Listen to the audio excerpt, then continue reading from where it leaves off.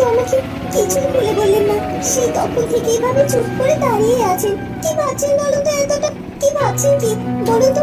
আর তাছাড়া রাজকুমার প্রতাপ কোথায় আছে সেটাও তো আমাকে বললেন না কিছু। আমার যে বড্ড চিন্তা হচ্ছে। সত্যি ফুলকুমারী, তুমি সব বিষয় নিয়ে এত চিন্তা করো না। আছে, রাজকুমার প্রতাপ ভালো জায়গা আছে। আসলে তোমাকে যদি সবকিছু বলি তাহলে তুমি এখন অনেক বড় চিন্তায় পড়ে যাবে। সবকিছু বললে আমি অনেক চিন্তা করে যাবো মানে? আমি তো কিছুই বুঝতে পারছি না।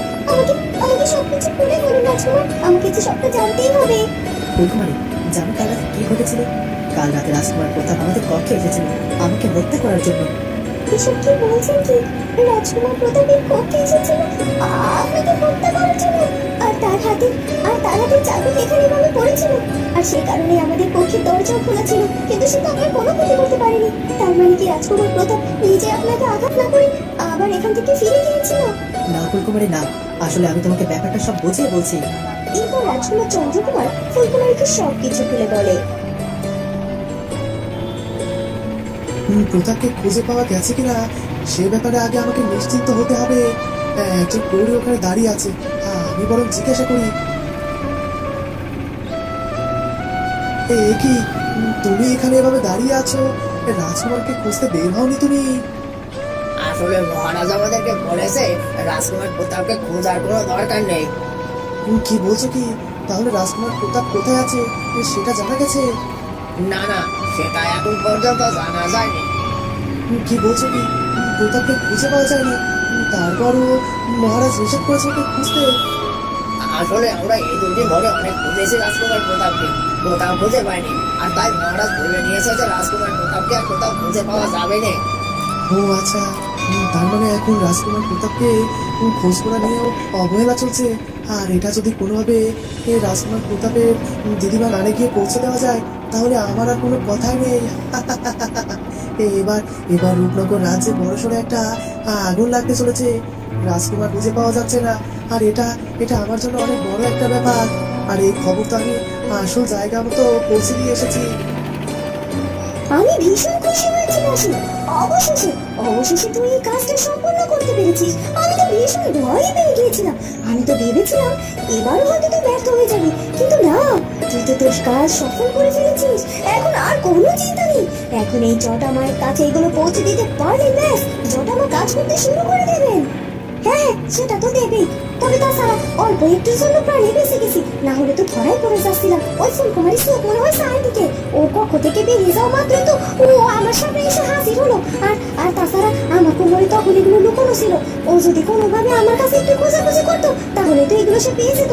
তখন যে আমি ধরা পড়ে যেতাম। ভাগ্যিস তখন রাজকুমার চন্দ্র সেখানে কি উপস্থিত হয়েছিল, না হলে তো।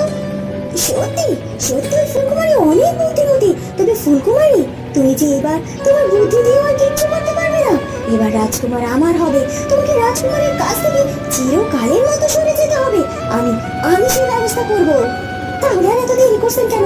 শোনো, আমরা জটা মায়ের কাছে যাওয়ার জন্য রওনা দিই। কারণ আমরা এখানে বেশি যত দেরি করবো তত আমাদের দেরি হবে। আর তাছাড়া এই রাজপ্রাসাদে আমার এইসব কথাবার্তা বলা কিন্তু মোটেও উচিত হচ্ছে না। যদি কেউ শুনে নেয়, তাই বলছি তাড়াতাড়ি শোনো, আমরা এখান থেকে চলে যাই। শুনলাম রাজকুমার চন্দ্রকুমার নাকি রাজপ্রাসাদে ফিরেছে।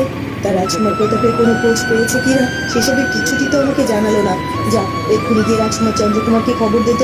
বড় রানীমা ডাকছে, তার সাথে আমার কিছু কথা আছে।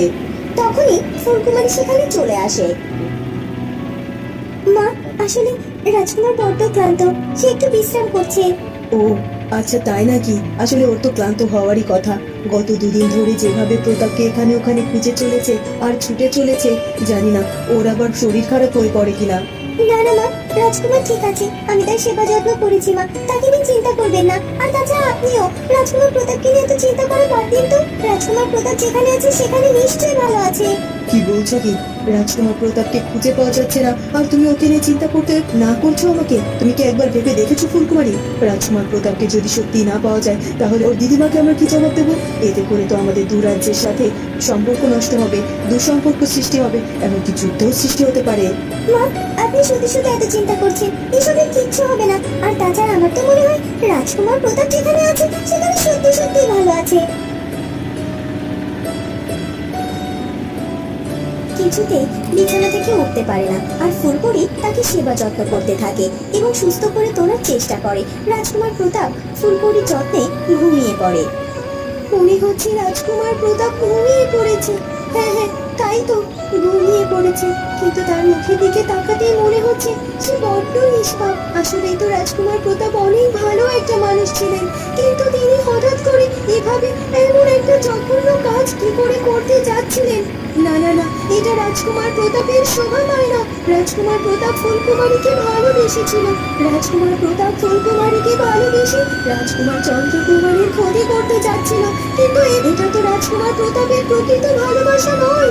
প্রকৃত ভালোবাসার মানুষকে যে কেউ কষ্ট দিতে পারে না, তাকে ভালো রাখার জন্য নিজেকে ত্যাগ করতে হয়। কিন্তু সেটা না করে সে ফুলকুমারীকে কষ্ট দেওয়ার জন্য তার স্বামীকে হত্যা পর্যন্ত করতে চেয়েছিল।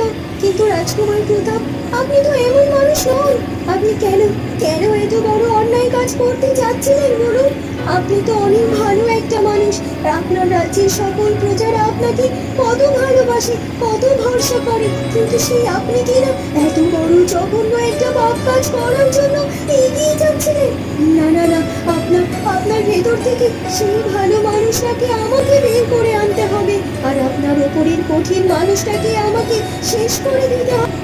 না না, আর সহ্য করতে পারছি না। আজকে সারাটা দিন পার হয়ে গেল, কিন্তু আমার প্রতাপ ফিরে এলো না। তার মানে ওরা এখনো আমার রাজকুমার প্রতাপকে খুঁজে পায়নি। আর তাছাড়া মন্ত্রী মশাই তো বলে গেল ওরা নাকি আমার রাজকুমার প্রতাপকে খোঁজার ব্যাপারে অবহেলা করছে। আর আমিও সেটার সাথে একমত, কারণ আমি খুব ভালো করে জানি চন্দ্রকুমার কোনোভাবেই চায় না যে তার স্ত্রী ফুলকুমারীকে রাজকুমার প্রতাপ ওখান থেকে নিয়ে আসুক। আর তাই তো আমার মনে হচ্ছে রাজকুমার চন্দ্রকুমার ইচ্ছে করে প্রতাপের ক্ষতি করে দিতে চাইছে। না না না না, আমি বেঁচে থাকতে আমার প্রতাপের কোনো ক্ষতি হতে দেব না। রাজকুমার চন্দ্র, আমি কোনোভাবেই তোমাকে আমার প্রতাপের ক্ষতি করতে দেব না। আর না, আর আমি কোনোভাবেই এখানে হাত পা গুটিয়ে বসে থাকবো না। কাল সকালে আমি রূপনগর রাজ্যের উদ্দেশ্যে রওনা দেব, আর ওদের কাছে গিয়ে জবাব চাইবো যে আমার রাজকুমার প্রতাপকে ওরা কোথায় লুকিয়ে রেখে। ওদিকে উর্মিমালা এবং দাসী সে জটামায়ের কাছে গিয়ে হাজির হয়। তোরা দেখছি চলে এসেছিস, তা তোদের আসতে এত দেরি কেন হলো? আর একটা দিন আগে আসার কথা ছিল তোদের, তাহলে এত দেরি কেন করলে তোরা? আসলে এই জিনিসগুলো সংগ্রহ করার জন্য আমাদের এতটা দেরি হয়ে গিয়েছে। ওই ফুলকুমারী বড্ড জ্বালা, ওর কাছ থেকে এই জিনিসগুলো সংগ্রহ করা এতটা সহজ কাজ ছিল না জটামা। ও আচ্ছা তাই, তবে তোদের যা যা আনতে বলেছিলাম সেটা এনেছিস তো, নাকি খালি হাতে চলে এসেছিস? খালি হাতে আসলে আমি কিন্তু তোদের কোনো উপকার করতে পারবো না। না না জটামা, আমরা খালি হাতে আসিনি, একটু দেরি হয়ে গেছে ঠিকই, তবে ফুলকুমারীর কাছ থেকে ওগুলো সংগ্রহ করে তারপর এখানে এসেছি। যাক, অবশেষে এনেছিস, ঠিক আছে, তাহলে আর দেরি করছিস কেন? আমি ওগুলো আমার সামনে রাখ। এরপর পূর্ণিমালা জটামায়ের সামনে ফুলকুমারীর চুল এবং ছেঁড়া কাপড়ের অংশ রেখে দেয়। এই দেখুন জটামা, আমি সব কিছু আপনার সামনে রেখে দিয়েছি। এবার আপনি এমন একটা কিছু করুন যেন ফুলকুমারীর পৃথিবী থেকে বিদায় হয়ে যায়, আর আমার রাজকুমার আবার আমার হয়ে যায়। আমি যার কোনোভাবেই ফুলকুমারীকে আমার রাজকুমার চন্দ্রকুমারের পাশে সহ্য করতে পারছি না। তুই চিন্তা করিস না, তুই যেহেতু আমার কাছে এগুলো এনে দিয়েছিস, তখন দেখ না তোর জটামা এগুলো দিয়ে কি কি করে। আর এগুলো দিয়ে আমি এমন কিছু করব যে ওই ফুলকুমারীর মৃত্যু ছাড়া আর কোনো উপায় থাকবে না। সবকিছু ঠিকভাবেই তো চলছে, রাজকুমার প্রতাপের খবরও পাওয়া গেল, কিন্তু তারপরেও আমার মনটার মধ্যে চলে থাকা সেই অস্থিরতাটা কিছুতেই কাটছে না। মনে হচ্ছে বিপদ যেন আমাদের পিছু লেগে রয়েছে, কিছুতেই বিপদ থেকে আমরা অত তাড়াতাড়ি উদ্ধার পাবো না। কিন্তু কিসের বিপদ, কোন বিপদের ইঙ্গিত বারবার আমার মনটাকে কিভাবে ধাক্কা দিচ্ছে বুঝতেই পারছি না। আচ্ছা, আমি কি রাজকুমারকে এ ব্যাপারে এসব কথা খুলে বলবো? না না না, এখন নয়, রাজকুমার চন্দ্রকে ঘুমিয়ে পড়েছে। আমি বরং কাল সকাল হলে রাজকুমার চন্দ্রের সাথে ব্যাপারে খোলাখুলি একবার আলোচনা করবো। আমার তো মনে হচ্ছে সত্যি যেন কোনো না কোনো দিক থেকে বিপদ নেমে আসবে। তবে যত যাই বিপদ আসুক না কেন, আমাকে কোনোভাবেই ভেঙে পড়লে চলবে না। আমাকে শক্ত থাকতে হবে, আসুক না যত বড় বিপদে আসুক না কেন, আমি কিছুতেই আমার রাজকুমার চন্দ্রের হাত ছাড়বো না। আমি ওকে আমার কাছে আঁকড়ে ধরে রাখবো।